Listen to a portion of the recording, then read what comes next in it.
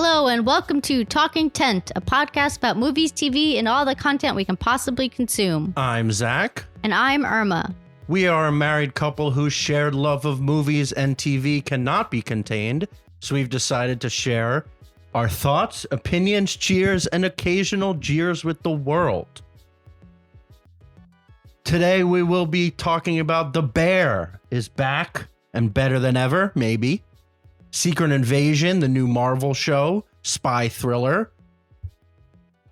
We finished Black Mirror, the last 3 episodes. We'll touch on Never Have I Ever. And then we saw Wes Anderson's 11th feature film, Asteroid City, and we have plenty to talk about there.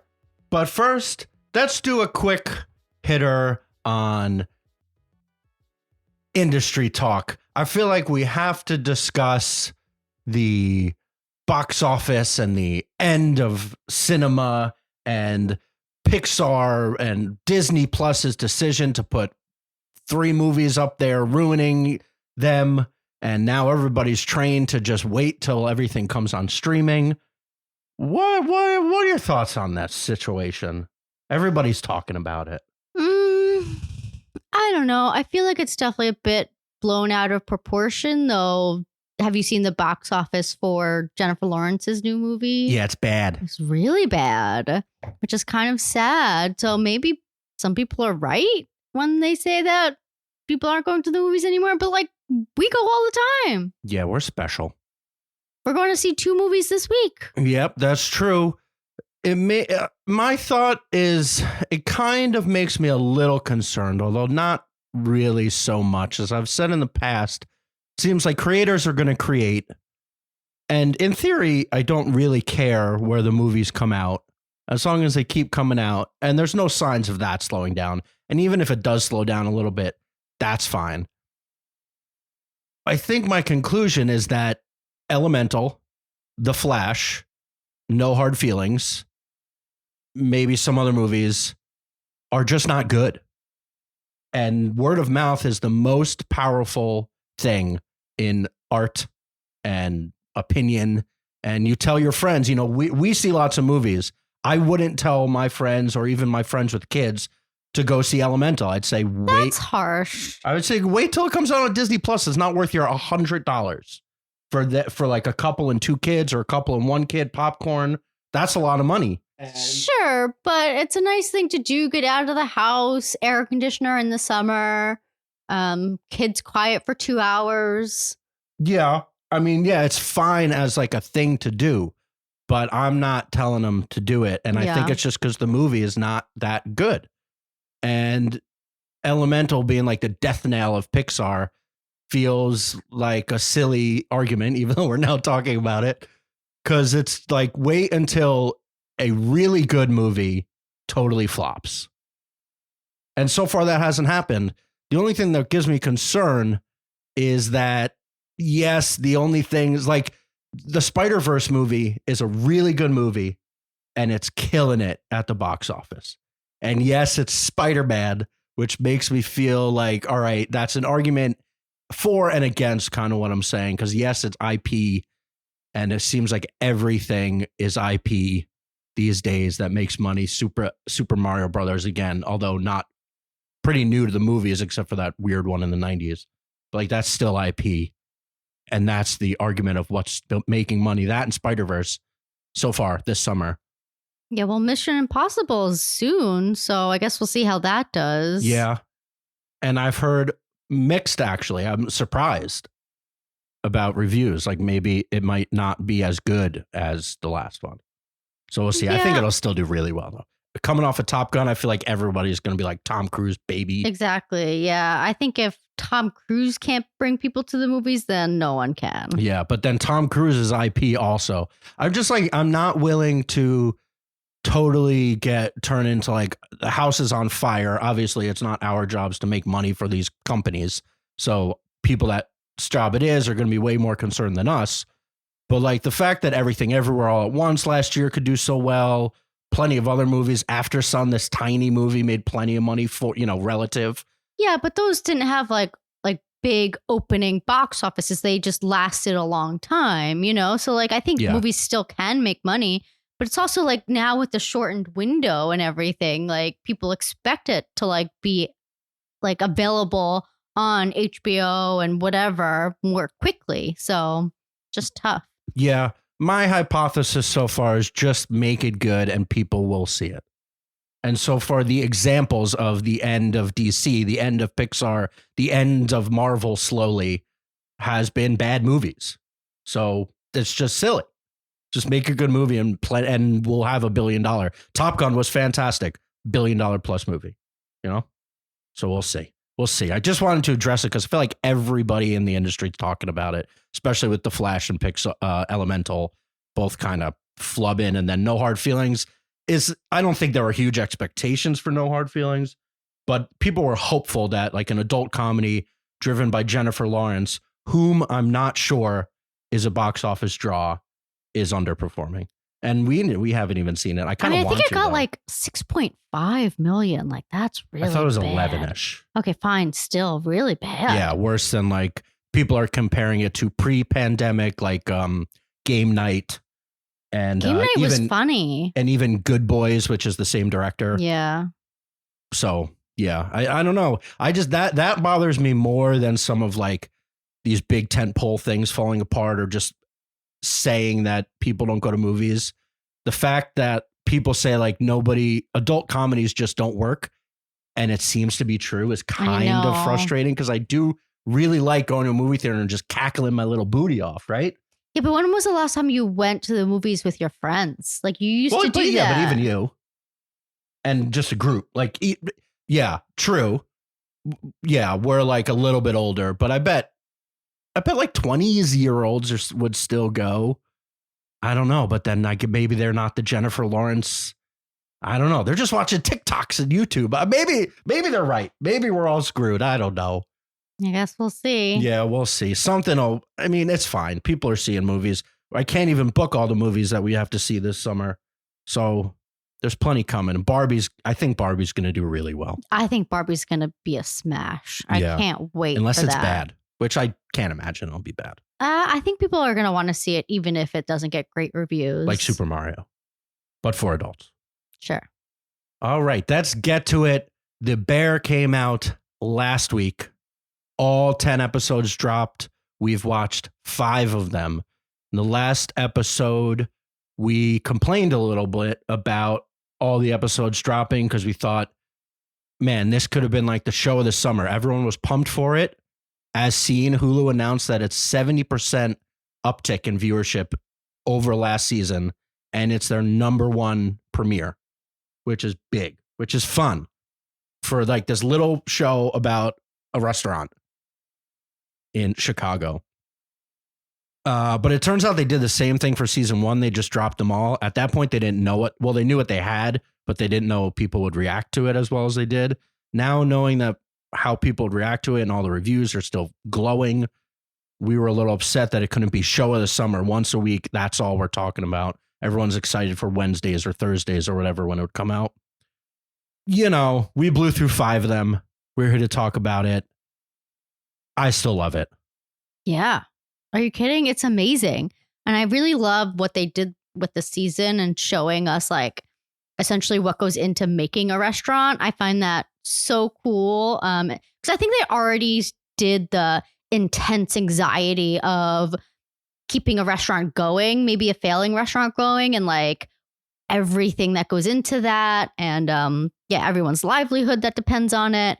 And so I like that this season is kind of taking a step back from that. I mean, it's still pretty anxiety inducing. Oh, yeah. Like it's still like nerve wracking in a way, but in a different way. And I like that they did that.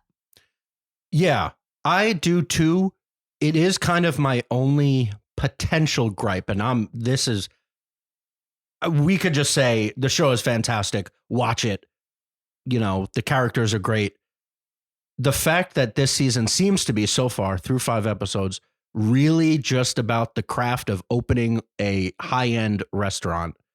And we're kind of past, although the Richie character is still like searching himself. And we've got hints of Carmi kind of maybe showing some remorse about the choices that he made in life.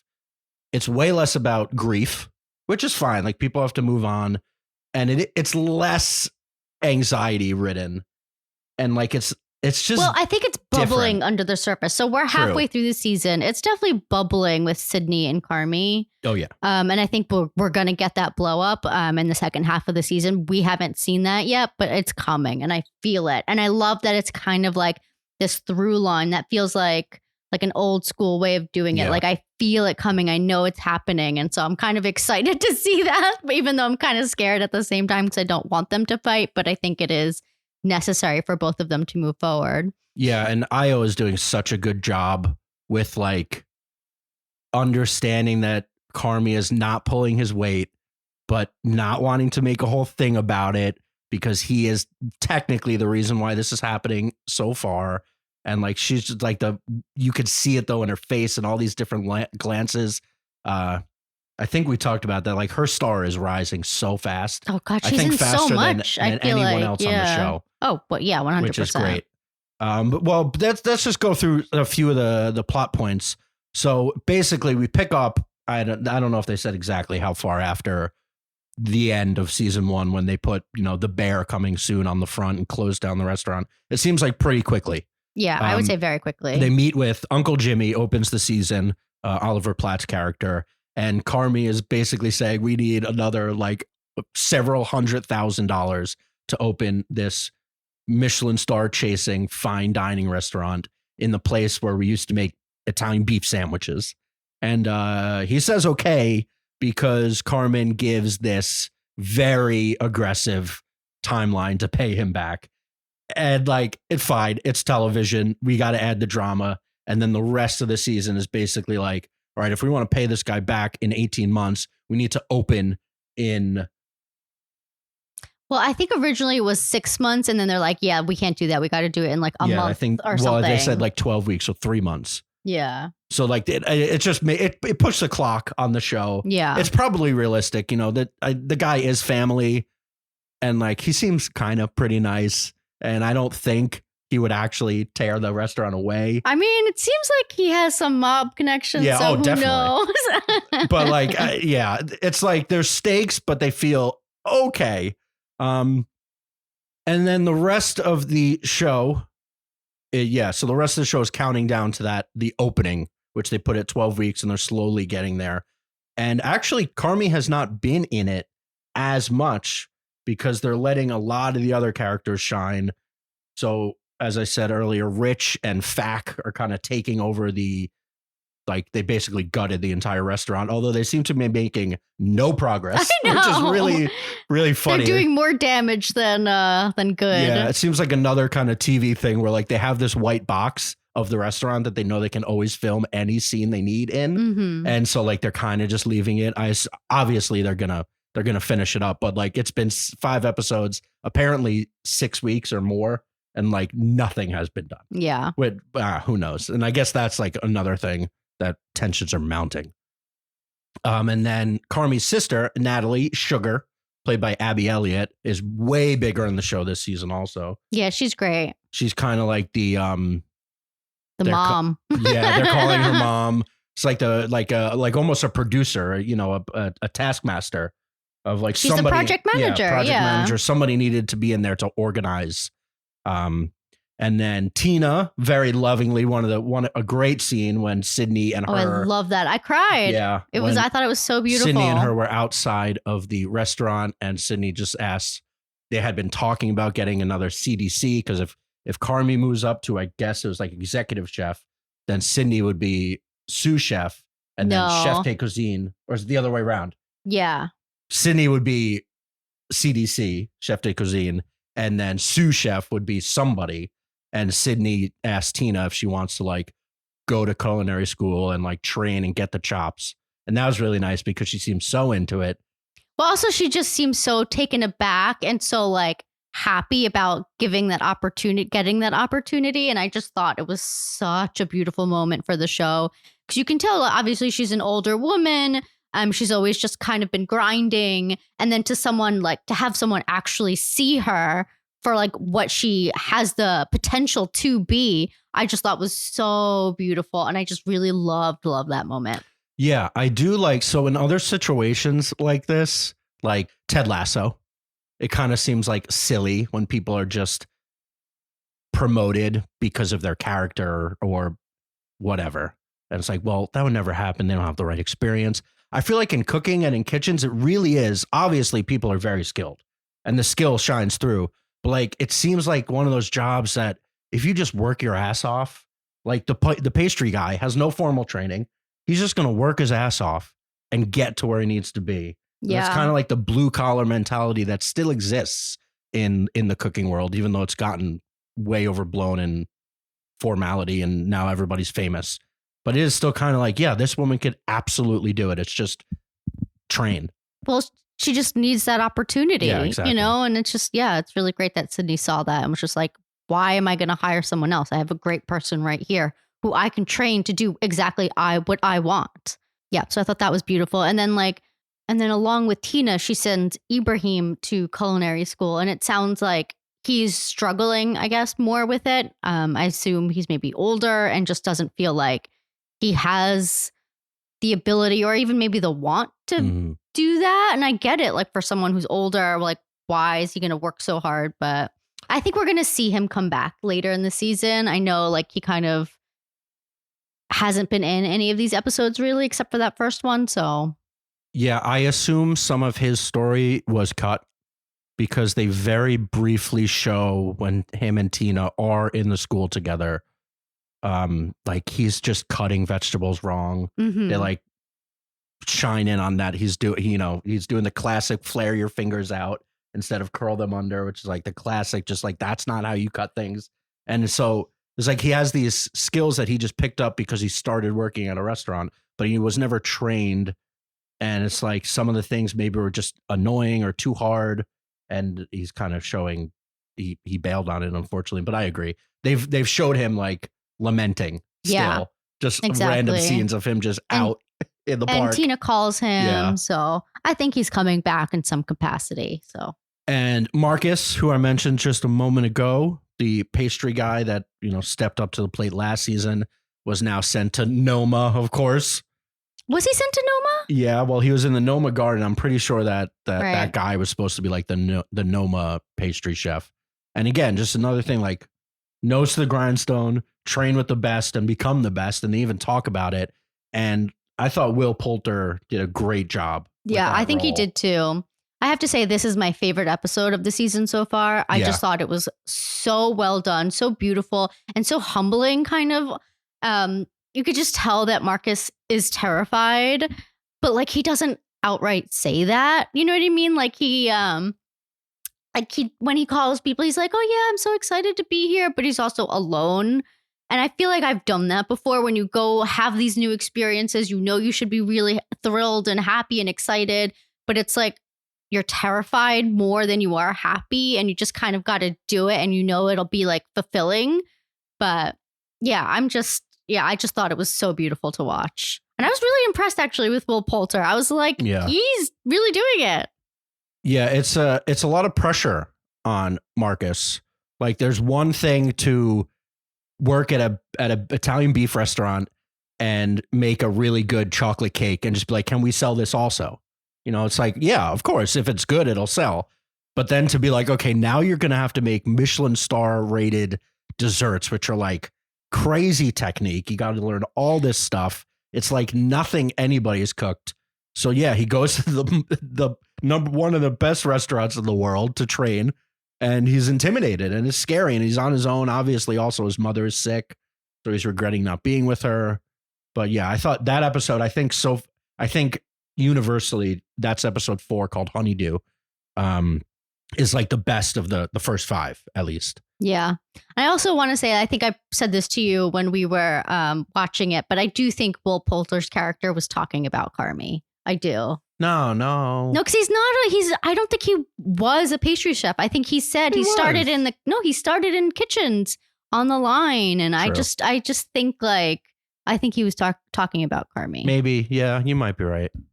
But yeah, it was like a lot of it's especially that scene when they were just weighing out the dough and just talking about the craft, their lives. Yeah. And their lives. And it's like, I feel like that's really what this season is about, is like the amount of dedication that a craft like this takes, and it's fairly thankless. Yes, of course, some people have gotten very rich and famous off of this, but mostly, even if you have a 2 Michelin star restaurant and it's full every day, you're not making that much money. Like, and you're not getting, you're working day and night, and it's like, well, Carmi says that like when he maintained the Michelin stars, he just basically was like, he went back to work and it was like no big deal. And it actually put more stress on him to like continue to maintain that.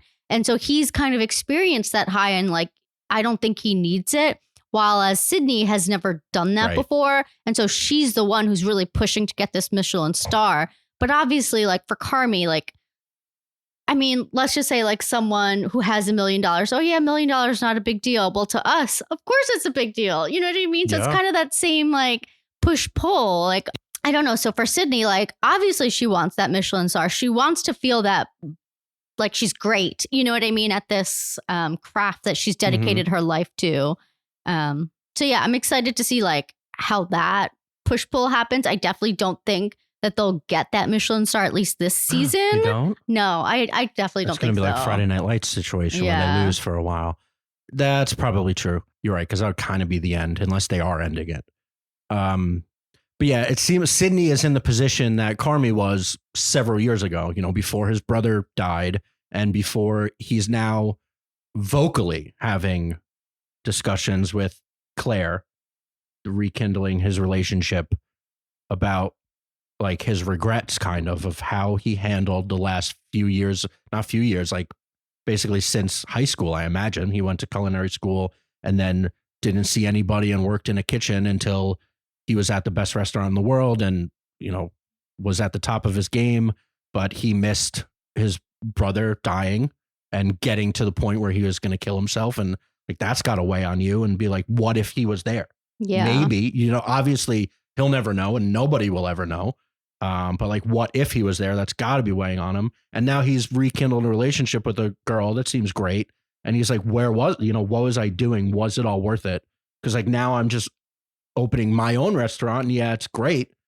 But is he fulfilled? And it keeps coming up like, oh, it must be so fun, or oh, you must love it. Yeah. And he keeps being like, no, it's not fun. And I don't love it. It's just like a drive he has to do. I also love, even with like Carmi and Marcus, seeing like the different ways that they go about cooking. Like with Marcus, he's taking pictures of everything he does. Like he's proud of the things he does. And he's sending it to his mom, even though she can't see it. But like Carmi, I don't think ever did that. You know what I mean? Like, I don't think he ever shared that with his family. Like, I don't think he ever had a support system. Like, I think he was off by himself doing this great thing. And no one really gave him that, like, oh my God, you're doing such a great job to him. You know what I mean? So it's kind of like, I don't know. I think like Marcus is like so grounded and maybe even more mature than Carmi was at that time. So I don't know. Yeah, I don't know about mature. I feel like it's a naivete, like, or just an excitement, different personalities. Carmen is kind of like the quintessential, nothing will ever be enough kind of guy. Yeah, super type A. And like, he's going to keep pushing because he has to, unless all those signs are showing maybe something will happen where he backs off. And I'm wondering if, after the explosion, that's definitely coming from Io, and then the screaming back and forth. And they already established that the rubbing your heart thing is like their sign that like, yes, we're fighting, but everything's going to be okay. That's definitely coming in a big way. And then Carmi is going to have to step back up or kind of cede a little bit of control. And I don't know. I can't imagine he's just going to be like, all right, Sydney, you're in charge now. And I'm going to just be like consulting, because he's still young. Well, it is also like his restaurant, technically. Yeah. I mean, yes, they're partners, but they're like in that episode with Sydney, like there is no like document like stating that, you know what I mean? So it's kind of like, I don't know if Sydney could be pushed out so easily. Yeah, that 10 minutes, I was like, that was a little bit on the nose. Yeah, but it was a great 10 minutes of just like all of the food. Oh, yeah. I thought that was amazing. They definitely wanted, that was, I think it was episode 3 where Sydney was kind of going all over Chicago, eating stuff as like a means of training her palate and just finding inspiration. But it was also definitely just like, all right, let's celebrate some of these Chicago restaurants, especially after COVID. They referenced COVID. like that kind of need some help.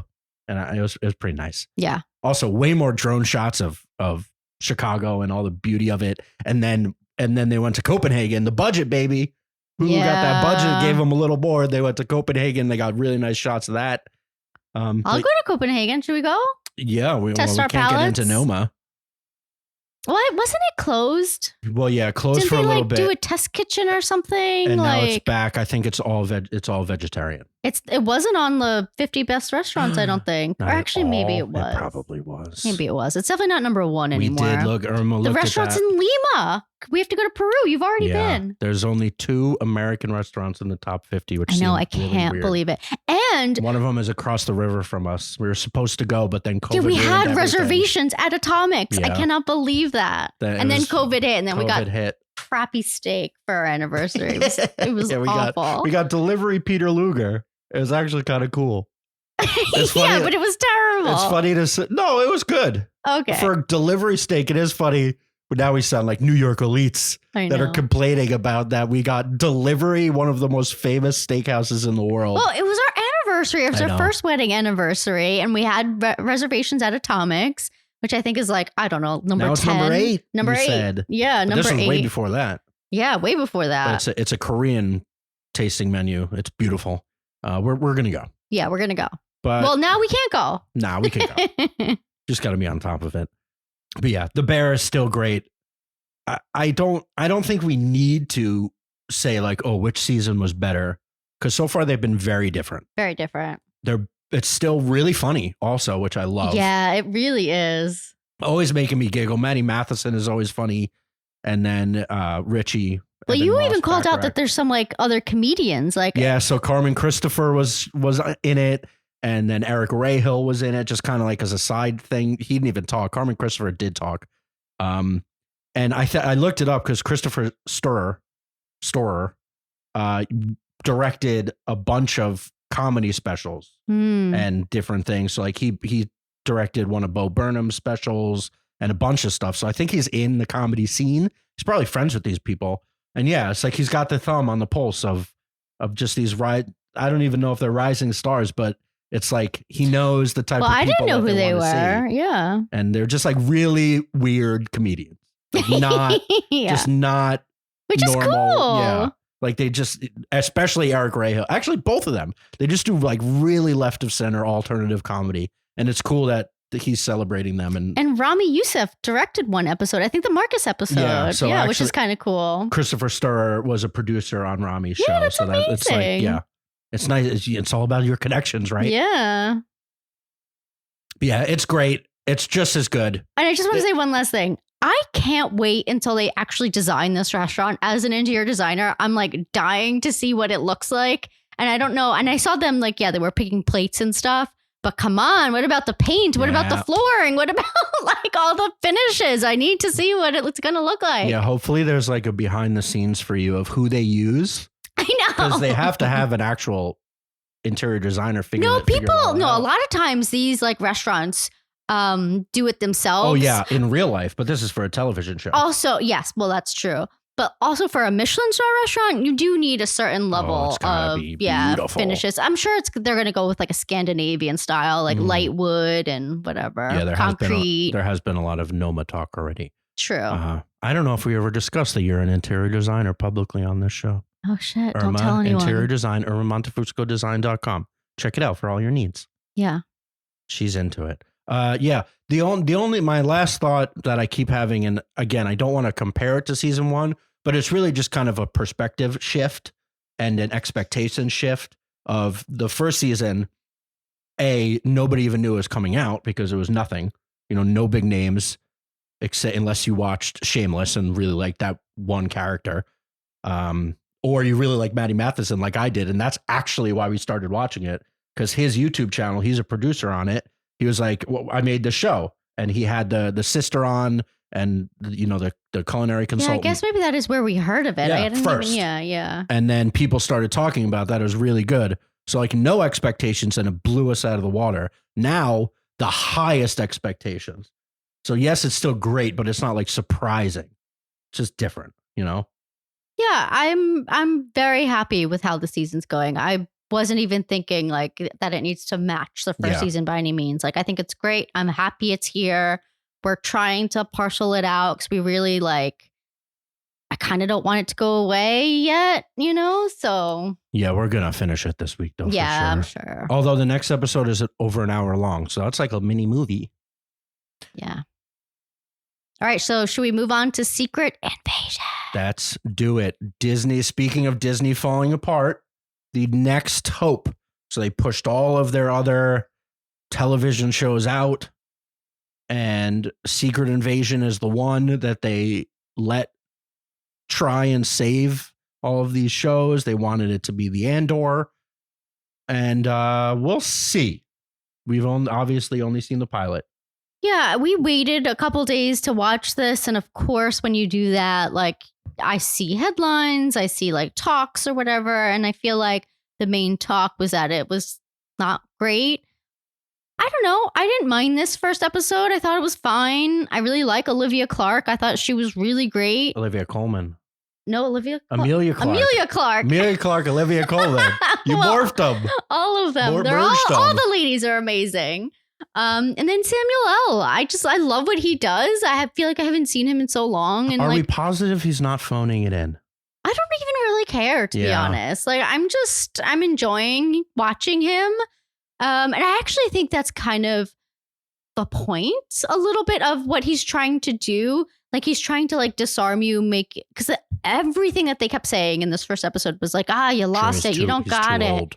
Yeah, you're old or whatever. So I think like he's, what is it? Like, I forget what it's called when you like playing possum. Yeah, you fake someone out. So I don't know. He's leaning into the narrative to get ahead. Yeah. But yeah, so briefly, like we just did with the bear, it opens with Martin Freeman investigating the Skrull outbreak, and we learn that Martin Freeman has been a Skrull this whole dang time. Do you think it's the whole time? Like, do you think he was a Skrull when he was in Wakanda? Yeah, that's what's kind of weird, because then later they show how they transition to the people, and there are people. So it's not like they're just creating, like, they're not creating a visage of a human. They are duplicating a likeness and then taking people's memories, it seems like, so that they can pull it off. So like that Martin Freeman guy has to be somewhere. Was Unless it before or after? Yeah. Well, who knows? Maybe they'll address it. Maybe not. One note I did take was that the opening credits were fun, I thought. Really cool animation. Well, did you hear the controversy? No. That it was done by AI. Oh. Yeah, people are like really mad. All that art? Yeah. It wasn't drawn. No. Wow. We're pissed. Now I hate it then. I don't like it. Samuel comes back down to Earth. It seems like Colby Smulders calls him back down because of the Martin Freeman thing. It's like, all right, the Skrulls are officially here. Well, what's his face? Ben Mendelsohn. But I think when we first see Ben Mendelsohn, Samuel is already back down. And Ben Mendelsohn from all the other movies and Captain Marvel and a bunch of other things, the Marvel movies, we knew was a Skrull. But he's the good one? I forget why. Well, Talos, he used to be like the leader of the Skrulls until people, I think, got frustrated with him and ousted him, essentially, because they're like, where's our planet? Why isn't Nick Fury doing anything to find a planet? Which is kind of dumb. Just kind of take it into your own hands and figure it out in a way. I don't know. I mean, yes, I know Imperial Samuel. Lord Irma. I know Samuel said figure it out yourself. No, I'm not saying that. But like Samuel L., he was snapped, obviously. Yeah. And yes, he said he would help them. But like they've been there since the 90s. I don't know. Like, so the show is apparently going to be about this Skrull resistance uprising led by Gravik, who is Kingsley Ben-Adir, trying to, I guess they're mad because Nick Fury promised them to find a home planet after theirs was destroyed. Yeah, and didn't that happen with like Asgard too? With like Thor's people. Yeah, they gave him Scandinavia. Yeah, and that's what New Asgard is. And this is like such a common theme with Marvel. It's so weird. Gravik is just give them Australia. Australia. Well, we were talking population facts. Look up the population of Australia. It's shocking. Like what? It's so low. Oh, so low. And it's so big. Yeah, it's so they could fit in Australia if they need put like them in the middle where there's nothing. Yeah. But apparently, so that he's trying to disguise. He's trying to create a war between Russia and America. Yeah, that's the part that I just don't understand. Is it too real? I guess maybe. I think they were motivated. So weird. Well, he's trying to destabilize the world so that the Skrulls can make Earth their home. Right. So that's the plan. That's what Nick Fury and the rest of it's not S.H.I.E.L.D. anymore. what is it now? It's nothing. Well, it's Sword. Like Fury is by himself. Isn't that where he was? He was on a space station. On a space station. I don't know. There's a lot going on. Emilia Clarke is in it. Welcome back, Khaleesi. We missed you. And she is working with Gravik, but she is Ben Mendelsohn's daughter, who was in Captain Marvel as a child. And I'm not actually sure where she stands at the end of episode 1. She told Mendelsohn about the plan, but it seems like that either Gravik figured out that they knew and changed the plan. This is such a hard pivot from the bear. Or Emilia Clarke was lying to her dad and is actually on Gravik's side. So I think next episode we're going to find out, is Emilia Clarke going season 7 Khaleesi or season 1 Khaleesi? And this is what, 6 episodes also? Like it's not. I'm not sure. Yeah, I think it's short. And then at the end, spoiler alert if you already were listening to all of this, Gravik, the Skrull, turns into Nick Fury, which is cheating. They can look like anybody. It's scary. And kills Colby. Dun, dun, dun. Over. Is she dead? So that definitely. They got rid of Martin Freeman and Colby Smulders in one episode. They both said, I'm done with Marvel. I've spent enough time flying to Atlanta for 5 minutes in every single movie. I get it. And that's how they leave it. So we'll see what happens when they were chasing through the streets. Like a bunch of things we've said with Marvel. I said, boy, he should probably just get a superhero to help with this, huh? Yeah. Which is what's so hard about the small time Marvel stuff. It's like they've already showed us so many people that can just clobber this dude so easily, and they're not going to use it. And yeah, we'll see. It definitely wasn't bad. It definitely wasn't great though. Yeah. I do find the Russia of it all kind of interesting. Like, wasn't Yelena from Russia? What if she's a Skrull? The Florence Pugh character? Yeah. Ooh, no. How dare you? How dare I? Our girl Flo? Well, Rhodey, he was in it, right? He was in like the first 2 minutes. Don Cheadle, yes. So maybe he's a Skrull since he's in it. I don't know. I know we talked when we first talked about the show. Do we care? I don't care. Well, Well, they did the big reveal to open the show that Martin Freeman was a Skrull. They're going to have to end the season with somebody else we love, or at least know. Probably one of the superheroes. But then how would they have powers? It really could only be Don Cheadle, because they wouldn't have powers. Take their powers. No, I don't know how it works, to be honest. Can't imagine. But like Don Cheadle doesn't have powers. He just has the suit. Right. So it could be Don Cheadle. And they already showed him. So that's kind of why I'm like. The government. Yeah. They've invaded secretly. Wow, that's where they came up with the name. There you go. Wow. I spoiled it for you. Yeah, so we'll see. Again, with everything Marvel, my expectations are perfectly middling. And this one was fine. And we finished all 5 episodes of Black Mirror. We discussed 1 and 2 briefly on last week's episode.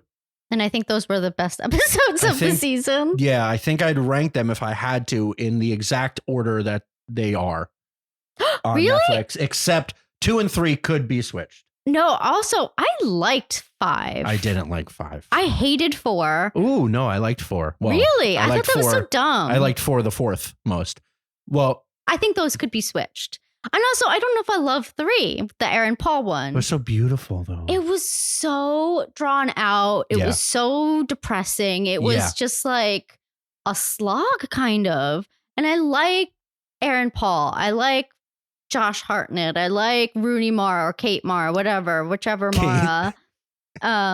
Sure. It was just like, I don't know. It's kind of a slog. I'm sorry. I could see that because it was pretty. Well, it wasn't obvious exactly where it was going, but we knew. No. Oh, I know. It was so horrible. Well, yeah, that's Black Mirror for you. I know. It was really horrible, and it just made you sit in this horribleness. There was no twist, really. Right.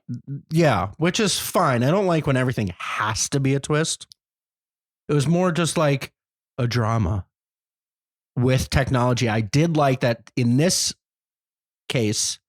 Much like they kind of shifted it. They shift it sometimes. Usually technology is kind of the big bad or the evil.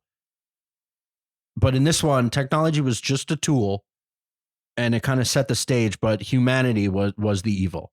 So humans killed Josh Hartnett's family and then What's his face? Roman's brother. Yeah. It was Culkin. It was a Rory Culkin. It was another Culkin. We can't get rid of them. He plays a lot of he's destined to play all the burnouts and like Satanists, which is fine. He does a good job with it. Yeah. Well, he played like a Marilyn Manson-esque type of character. I love how much you're ruining names this episode. Charles Manson. Oh, Charles Manson. Marilyn Manson, kind of, sure, a little bit. Okay. Charles Manson's little army. It was very similar to that. Also similar timing. That they broke into a celebrity's house and killed everybody. Definitely not by mistake. But yeah, that episode, it was beautiful. The shots in wherever they were, Montana, I think they said, the house, the relationship with Kate Mara, isolationism, her being alone, but then them being alone on the space station. I thought it was quite lovely.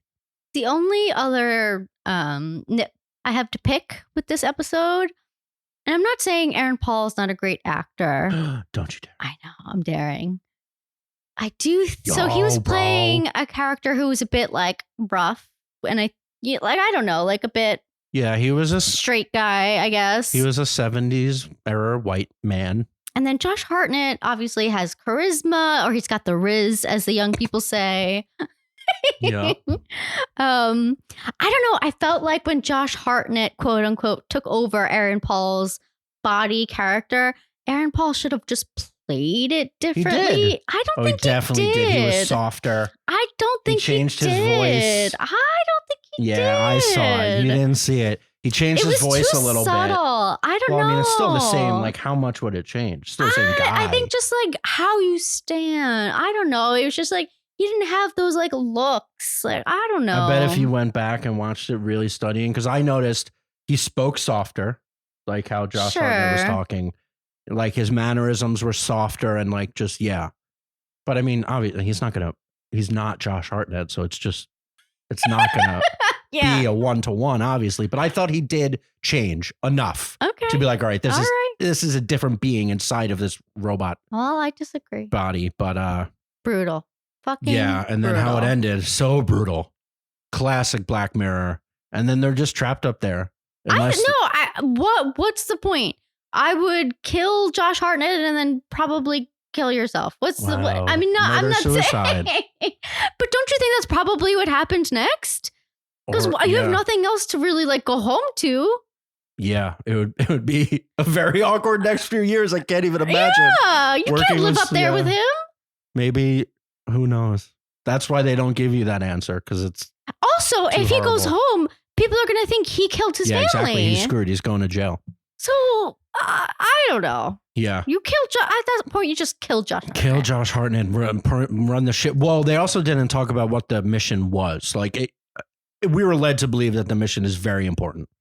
So like, not only kill Josh Hartnett, kill yourself, but that would ruin the mission, which maybe is saving Earth. They don't say, but we're supposed to think it's very important. I never thought that. Yeah, it was. Oh, okay. Because it's like they talked about like if when he was worried about Josh Hartnett, not when he was just upset about his family, and he was like, if he does something, well then I die also. But it felt like I felt like it was different because like he had a family, like, and he needed to keep it going, so that's why. But at that point, it's kind of like fuck this. Fuck this. I don't know. You Should we move murderer. on to Maisie Day? The Maisie episode Day, I liked episode the 4. least. With Zazie Beetz as a nasty paparazzi with like maybe a conscience, but not really. I thought it was interesting.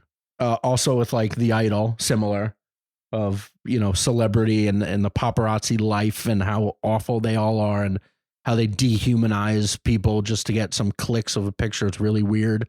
The whole industry is really weird. Stop buying us weekly and everything will be okay. You tell them. I know, it's weird. I've never paid for one issue, although I guess I've visited TMZ, but it's usually only for the real stories. It is. TMZ actually does pretty good reporting on top of their bullshit. But yeah, and it seems like it's just going to be a story about a celebrity who makes a huge mistake and kills someone in the street, which I when we were watching, I said that the running someone over. You couldn't get over this. Well, running someone over in the middle of the street really late at night in the rain seems to be, well, they use both tropes this season that I hate, because you had that the fall in episode and the head 2, go bonk. fall down head go bonk, when somebody just falls and dies because seemingly like with no reason. If I were to fall right now, I would die. Irma fell down at the Grand Canyon a few weeks ago, and she landed very nicely on her little booty and was totally fine. No head bonk. But imagine if I hit my head, I would be dead. According to Black Mirror many other things that we watch. Knock on wood right here, because we have talked about how much I hate that trope and how that is how either me or you are going out, and it's going to be God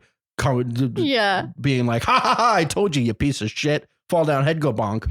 So I've just established that person in the middle of the street when they absolutely would never be in the middle of the street and can see car lights coming and could easily move out of the way.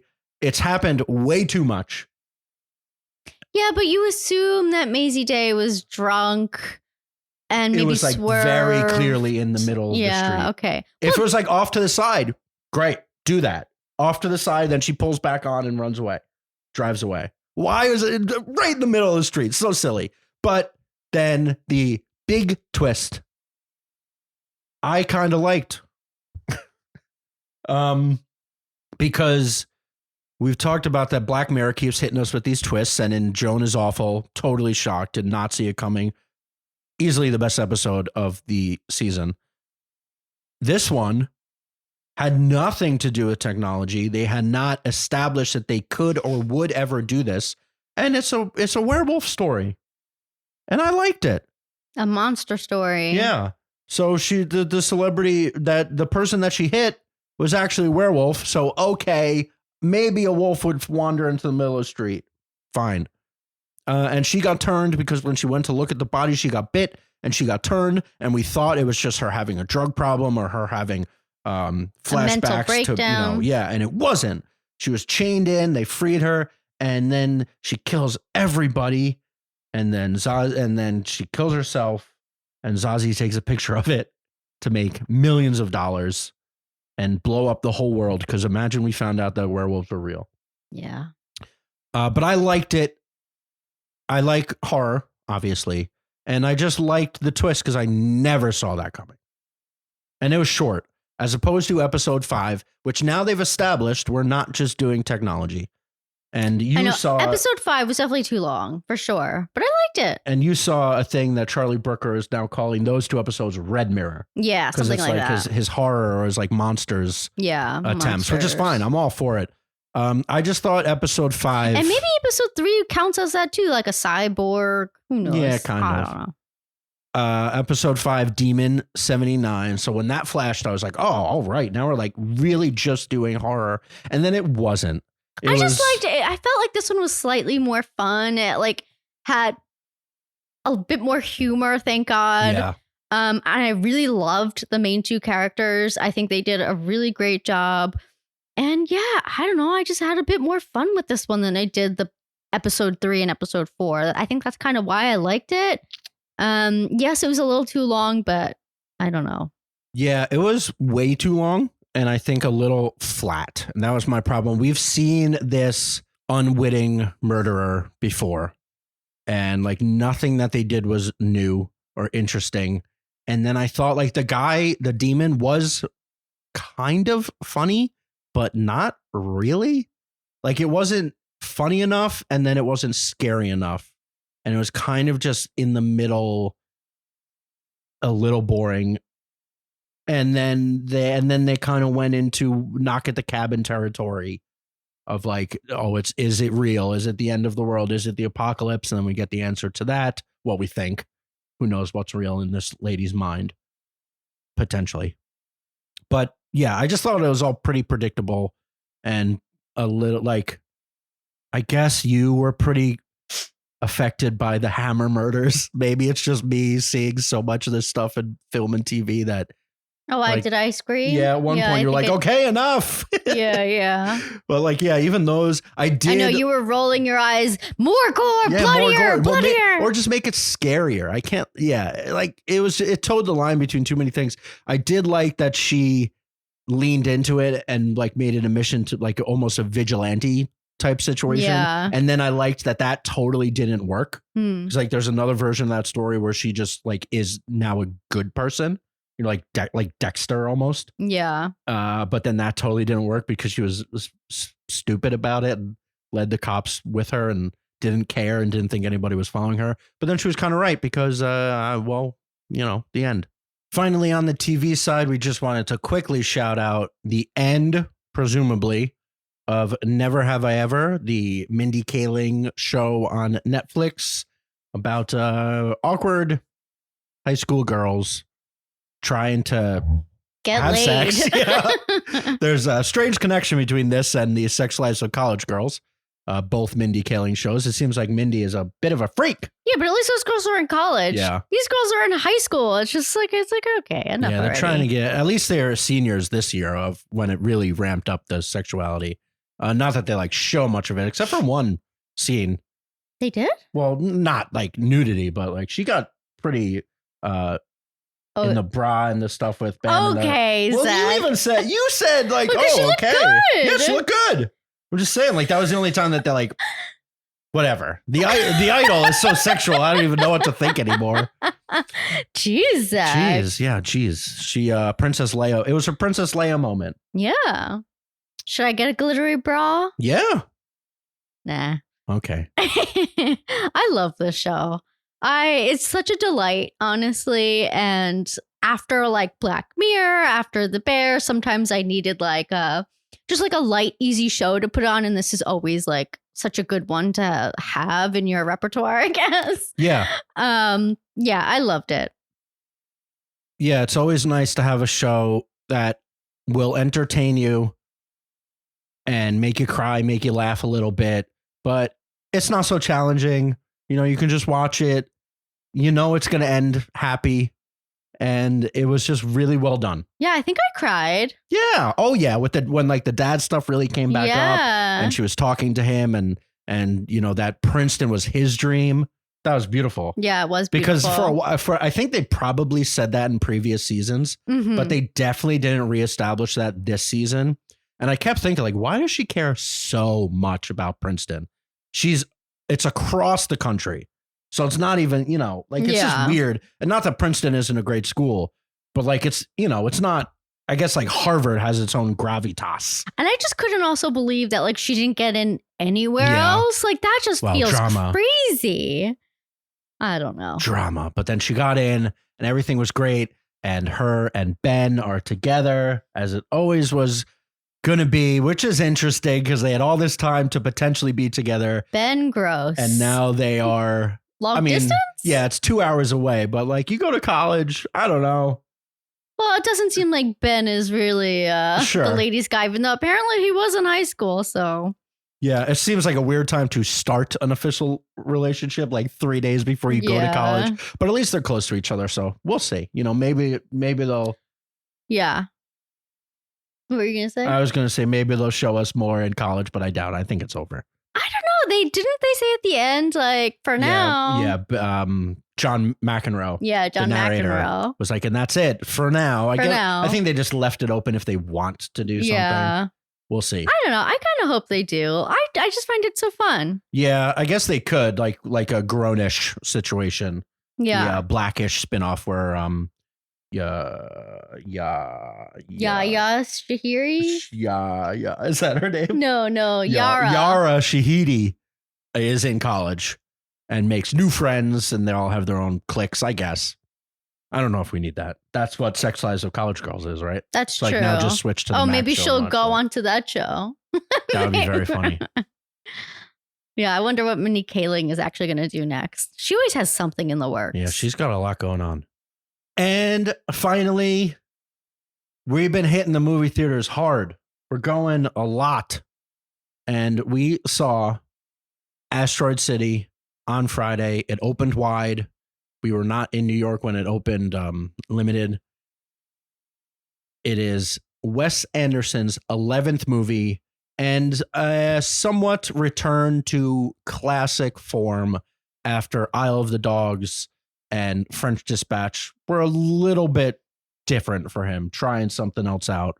They still obviously had all of the Wes Anderson things, the style, but not quite as specific and back to like, Darjeeling and Grand Budapest and Rushmore and Royal Tenenbaums. And so this was back to that. I guess we could start how we often start these movie discussions with Irma. Is Asteroid City a good movie? I liked it, honestly. There were definitely some parts of it that I was kind of like, what are we doing here? And I think it all kind of came together in the end. Like, I just think the framing of the movie was not what I expected. But yes, I did enjoy it. So Asteroid City. Well, did you like it? Yes, I did like it. I think it's just a interesting movie to talk about, which is what we do now. Because I looked at, normally I don't look at what other people think before we talk. And I don't listen to many podcasts if I know that we're talking about this thing, just because I don't want their opinions to cloud my opinions. In this case, I kind of have a clear opinion of what I think, and I wanted to see what other people were saying. And what's interesting is it's completely split. Some people think it might be his best movie, and then some people think it's really boring and they wanted to go to sleep and never deal with him again. I don't think it's really boring, and I definitely don't think it's his best movie by far, but I do find it enjoyable. Yeah. I also feel like, I think you said this last time, this is a movie I want to watch again. I just feel like there's always like things we miss. And this also takes place, what is it, in the 1950s? And I know that there are a lot of references to that time period that just flew over my head. Like the acting coach at the end, like that is like a specific person, and I just don't know who that is. Well, it's the actor studio guy, the inside the actor studio, I think, right? But you're right. Like then like the James Dean references and the Marilyn Monroe references and there's like a ton of references that like I feel like I would get on a second viewing. Like I only know now because like I've read things and I'm like, oh, that's what that was. And I know it sounds silly, but it does help, at least for Wes Anderson. So on its face, Asteroid City is about a small town in the desert. But that's not what it's about. I said on its face, okay. Asteroid City is about a small town in the desert where an asteroid hit however many years ago. And that is kind of what draws tourists in and what drew a group of junior stargazers. So once again, we're dealing with outcast kids. Yeah, overeducated, precocious kids that don't know how to get along with people, but find like-minded beings in a special situation. Also, the setting, apropos of our recent trip to Sedona. Oh, yeah. Very strange that it was like immediately like those square butte rocks, flat topped. I mean, desert. Yeah, this was more deserty than Sedona actually is, but it was very funny. You definitely gave me a little elbow, be like, that's like where we just were. And that was fun. I also feel like when we were driving back from the Grand Canyon on the way to Phoenix, we stopped at this like town. Was it called Williams? And it's on Route 66. and they had this like old gas station that like you could go and it was like all roped off. And it's a gas station museum. Yeah, it was a gas station museum, and it was the exact gas station that was in this movie. Yeah, very similar. Convinced. Very similar. And there's just a lot of characters at play, potentially too many characters.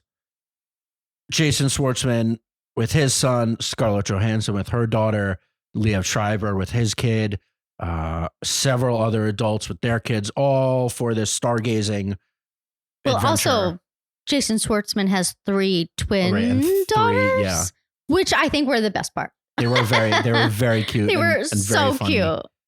And then, spoiler alert, although not really, there's an alien that comes, and then it's the aftermath of that. So the government comes in and quarantines them all in this city, in this town for a week, and then they all leave because the movie has to end.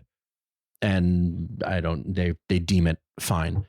Underlying all of that, I feel like overlying. Yeah, maybe. I don't know. It's hard to. So Asteroid City, I wrote it down. Oh, you wrote it. Okay. Is a meditative play within a TV show, within a movie about grief and the artistic pursuit and the meaning of life, told at an arm's length through classic, if not possibly overly duplicative, Wes Anderson, dry, unaffected dialogue. I still feel like that doesn't really explain the trope, like how they show this movie. So essentially, Bryan Cranston is essentially hosting a TV program about the play that, what's his name? Edward Norton writes, and that play is Asteroid City. And so then what we're watching is the movie that this play is based on, that Edward Norton wrote. And that's still face value. I was going deeper than that. Oh. Like what the movie is about. But okay. Yeah, like it's a very weird way to get into it. Actually opens with Bryan Cranston talking about a play, and then it cuts to the color version, and we're in the play presumably, but it's actually the movie. It's very odd, and they cut back to the play version a lot, like showing like the actors and Edward Norton, and I don't know. So it's just like it's a little. I don't love those parts. Like I would rather just be watching the movie. But it does give you insights into the movie itself, I suppose. Like there was one part where Jason Schwartzman was like, why does he burn his hand? He needs to have a reason. Why does he just do it? And then like when that actually happens in the movie, you're like, oh, okay. And then I feel like he tries to come up with a reason of why he did it. I don't know. Yeah. So the characters in Asteroid City that we're seeing in color are actors that are also in real life. It's like Jason Schwartzman's character is also a different character as an actor playing Augie Steenbeck in Asteroid City. And like that's where Wes Anderson kind of brings in his study on like his artistic pursuits, and actors bringing kind of their own baggage into their roles, characters and their roles. But then it just doesn't lead anywhere really. So it's kind of like a trope to be a trope. I guess it's fine, but I don't know if it really changed the understanding of the movie.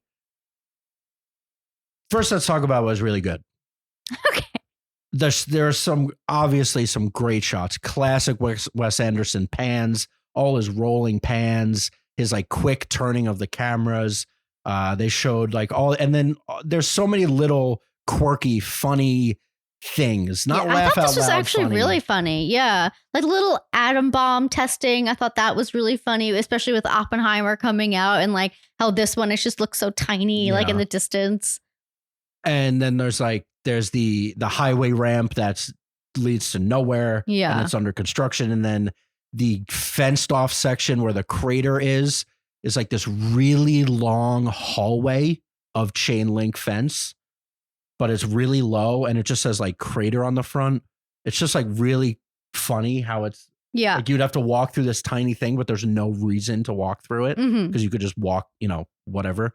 And then obviously he writes some really interesting lines. And that's why I think Wes Anderson is actually best appreciated upon a second viewing, because you no longer worry about the plot, because the plots really are not great. They're just not traditional in any way. And you can really just like listen to the dialogue and laugh at the quips and notice things in the background. Like that's where Wes Anderson really shines. The plot itself upon first viewing is like a little boring.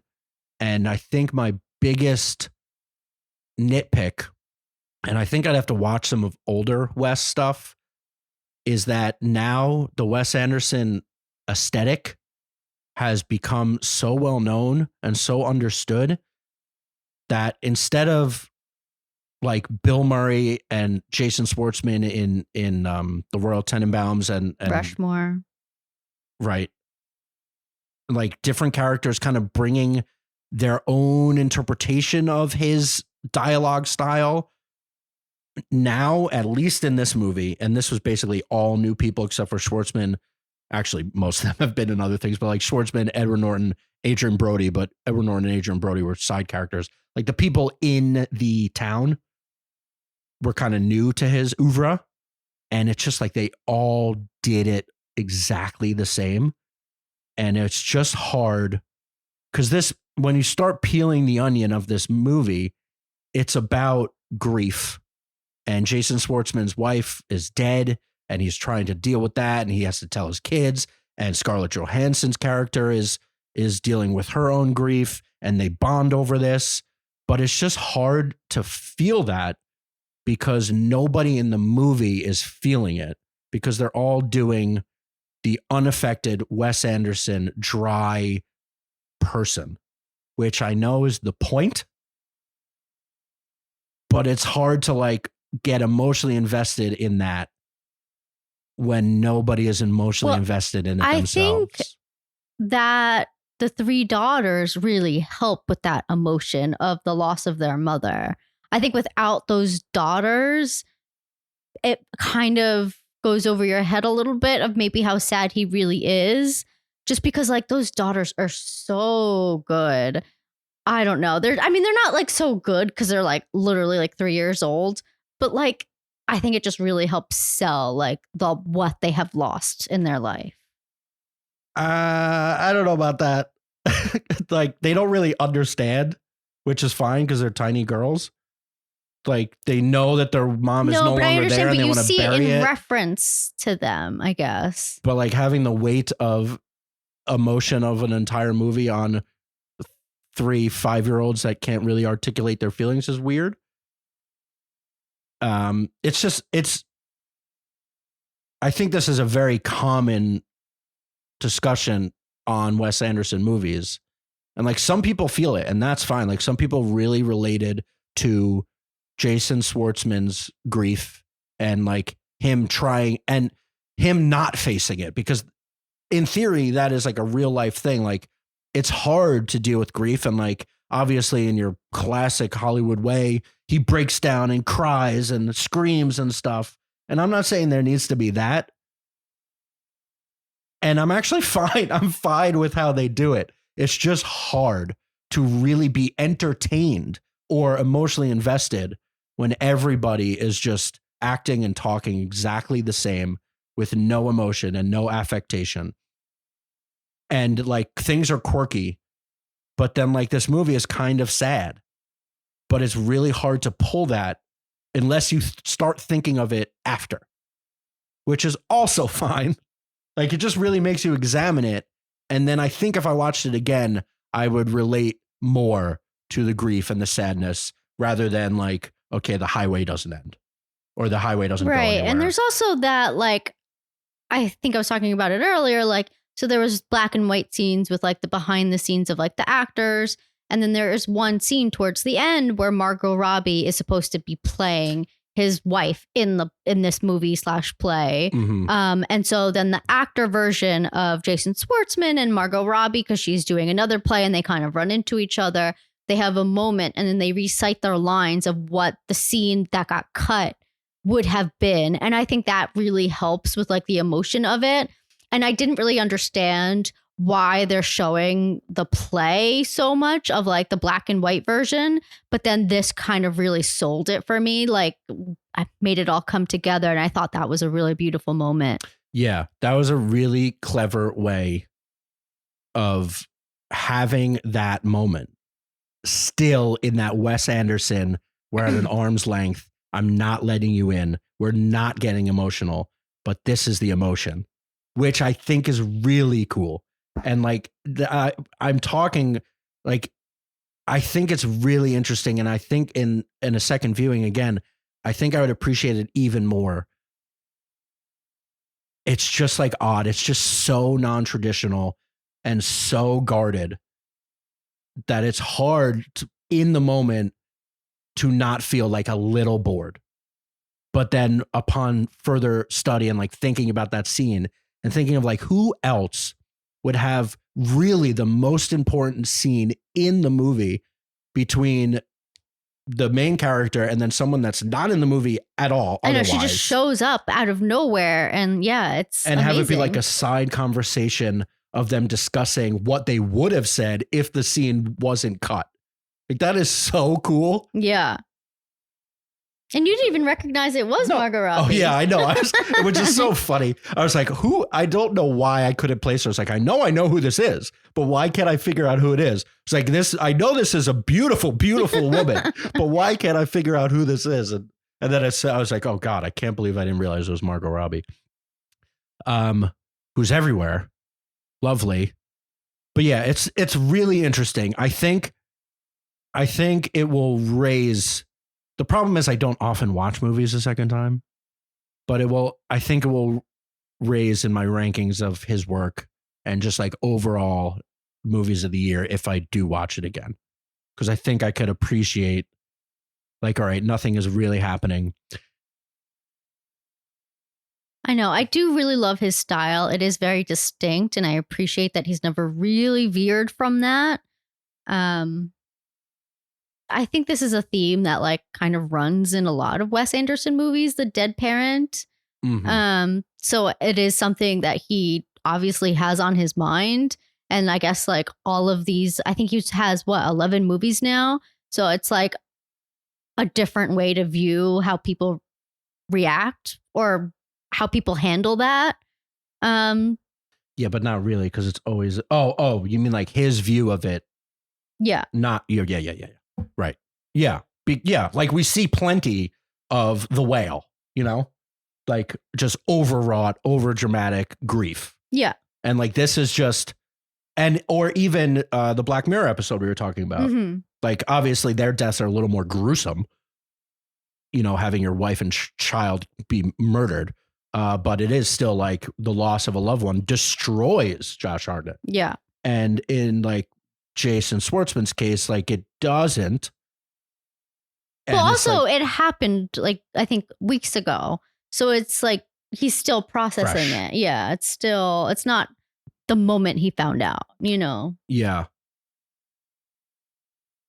Jason Schwartzman, I think all the acting. Jason Schwartzman, the kid, Jake Ryan, his son, and Scarlett Johansson, I think are big standouts. Yes. Everyone else is all right. The side characters play side characters. I wasn't thrilled with Tom Hanks.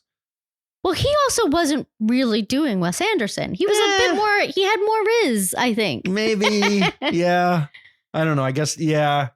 He's been weird. I watched A Man Called Otto, and it's hard sometimes to watch Tom Hanks do not Tom Hanks.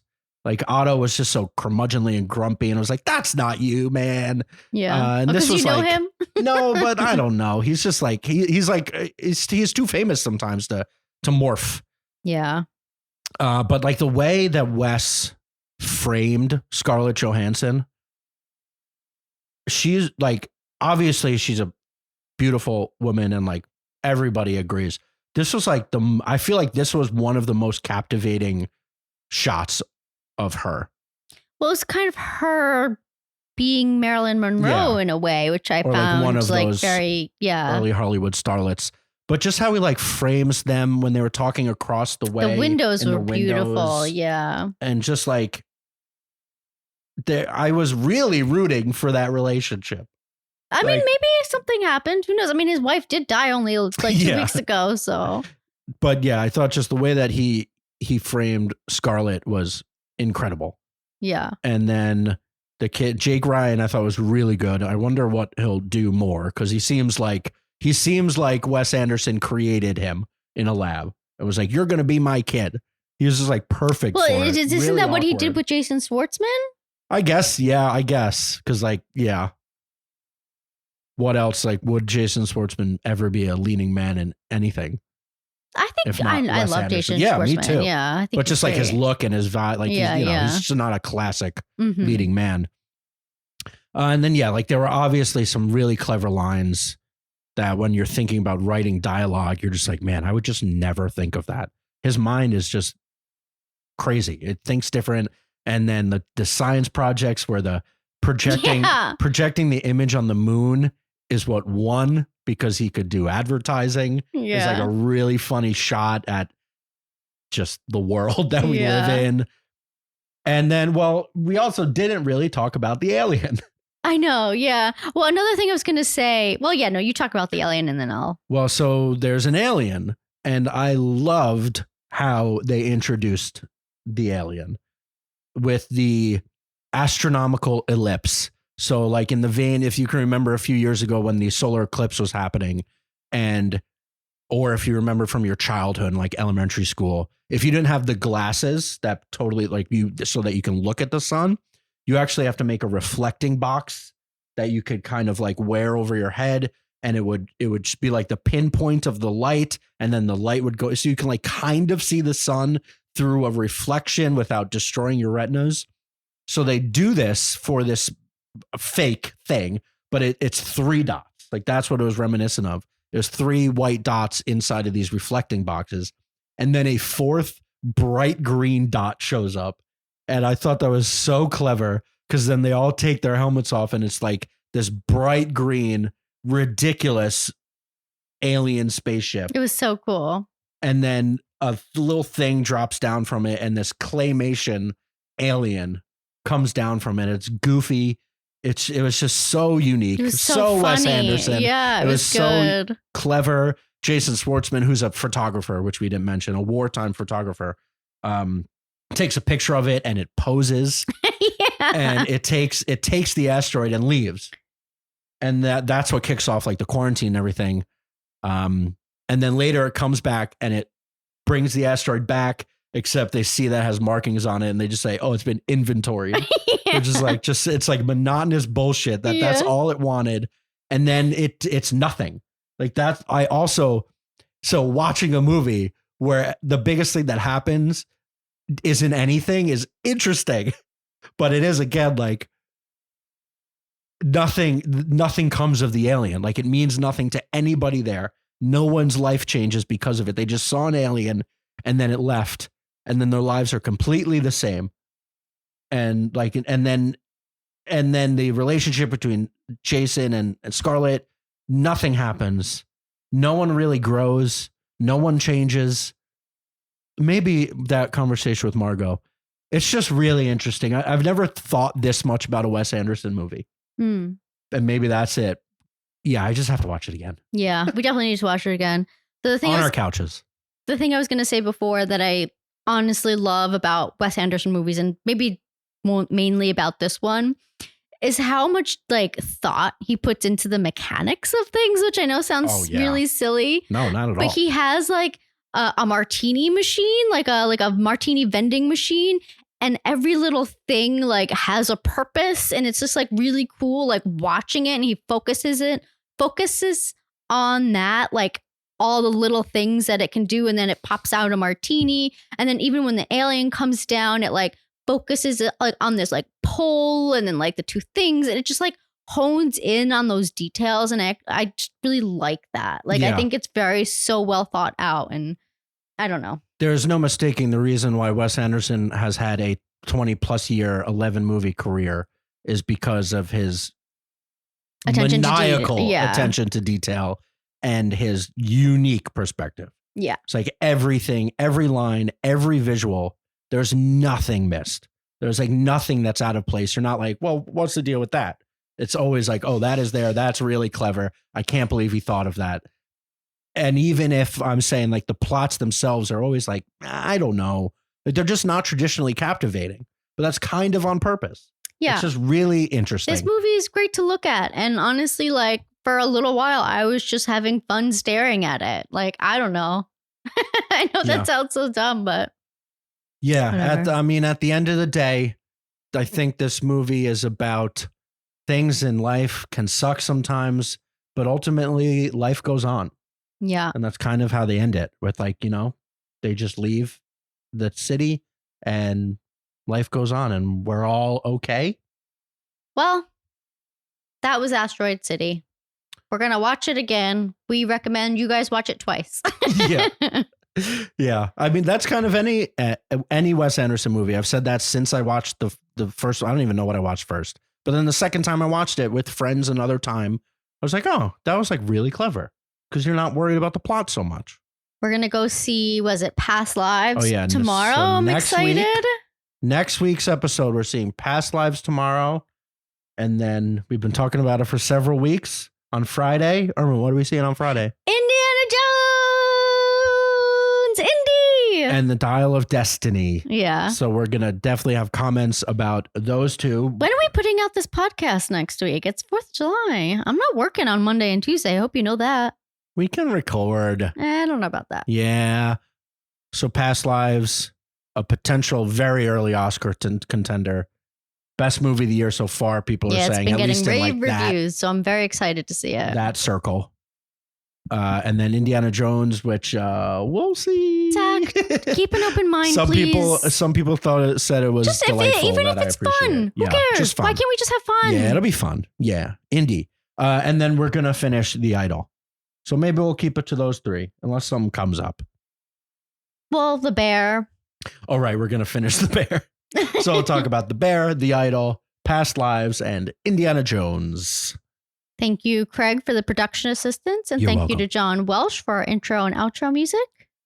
Subscribe so you know every time we put out an episode. Follow us on all the socials at Talkin Tent, Twitter, Instagram, TikTok. Starting in July, the month of Zach, I've decided what I'm doing. It's my birthday in July. I'm going to watch at least one movie that I haven't seen yet from every year I've been alive. So that is 36 movies starting in 1987, which I think is going to be The Untouchables. I looked it up. I've never seen it. A classic. And then we'll go from there, and I'm going to talk about all of that on TikTok. From our living room to yours, what do you want to watch?